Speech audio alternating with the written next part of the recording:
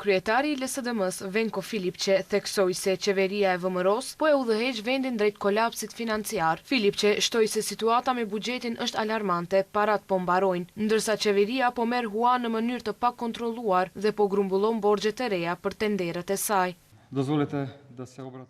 Situata me buxhetin dhe financat është shqetësuese dhe gjithë kjo është për shkak të menaxhimit të dobët të qeverisë, të udhëhequr nga Christian Mickoski, i cili nuk ka as kapacitet dhe as njohuri për të udhëhequr vendin siç duhet dhe nuk ka dëshirë.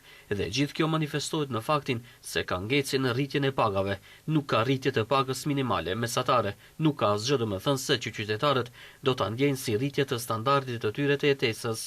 Filipçe tha se shenja e fundit që tregon se gjithçka që kemi thënë me muaj është e vërtet, është huamarrja e re qeveritare.